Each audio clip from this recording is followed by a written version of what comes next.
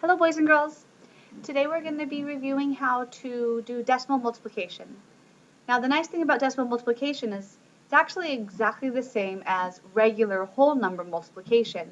You just have to learn how to place the decimal. So if we're multiplying 24 times 6/10, we just do the regular multiplication. 6 times 4 is 24. Put down your 4, carry your 2. 6 times 2 is 12, plus 2 is 4. Well, obviously the answer is not 144. We have half. 6 is 6/10. You should in your head go, well, that's about half. So half of 24 is 12. So I want my answer to be somewhere near 12. But right here I have my answer as 144. So one way you can do it is by doing that. You can estimate. 0.6 is close to 0.5, which is half. So I want to have half of 24, which is 12. But if you're not very good at estimating, there's a really easy way to be sure that you're doing it right. You just count your decimal place values, not decimal points, decimal place values. So when we look at that, in 24, we have no decimal place values. I have my ones and my tens. No tenths, no hundredths. So that's a 0. In my 6/10, I have 1 decimal place value. I just have my tenths. So you count your decimal place values, add them together. 0 plus 1 tells me that I am going to have 1 decimal place value in my product. So you count the decimal places in your factors, add them together, and that's how many you'll have in your product. I have 0 and 24. I have 1 and 6. So that means I have 1. And what does that mean? Well, I want to have 1 decimal place value. 1 decimal place value would have tenths. So my answer would be 14 and 4/10. Now, does that answer make sense?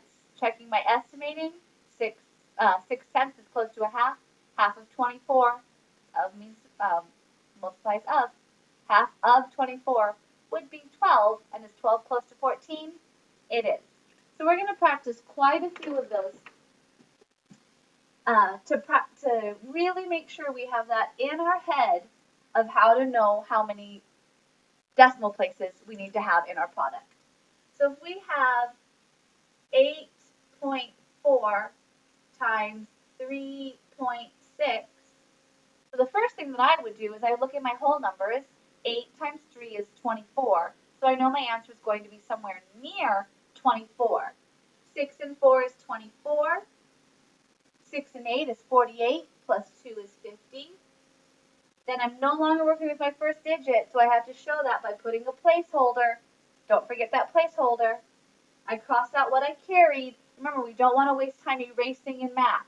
Now, I know I erased my board, but you know what I mean. During a problem, we don't want to waste time erasing in math. 3 and 4 is 12. Carry my 1.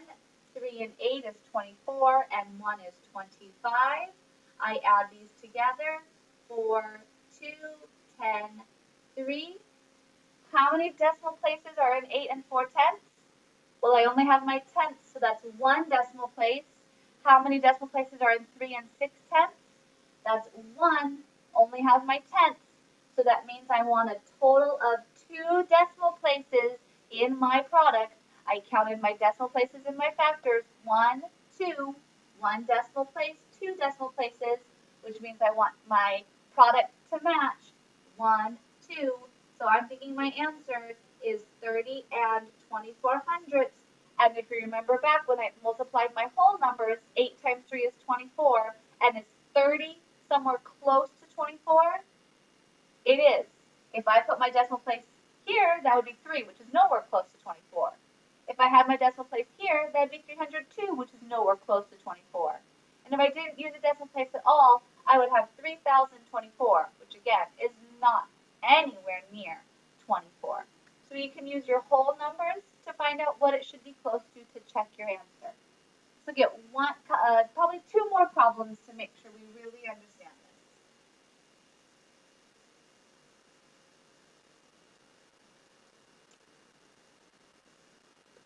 1 and 23 hundredths times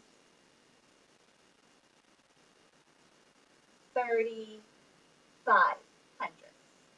Since you just do the regular multiplication, 15, 2 and 5 is 10, and 1 is 11, 5 and 1 is 1, 5 and 1 is 1, plus 5 times 1 is 5, plus 1 is 6. We no longer are working with this number, so we have to put a placeholder since we're working with our second digit. 3 times 3 is 9, 3 times 2 is 6, 3 times 1 is 3. We add them together. 5 and 0 is 5, 1 and 9 is 10, carry my 1, 6 and 6 is 12, and 1 is 13, 1 and 3 is 4. How many decimal places do I have in 1 and 23 hundredths? I have my tenths and my hundredths, which is 2 decimal places. How many decimal places do I have in 35 hundredths? I have 1 and 2, which is a total of 2 decimal places. So if I have 2 in my first factor and 2 in my second factor, I add them together. So I want a total of 4 in my product. 1, 2, 3, 4. And my answer is 0 and 4,305 10,000. That one didn't end up being very pretty, but it is right because when I look at, I have 1 as my whole number, 3 is sort of close to a half. What's half of 1? Half.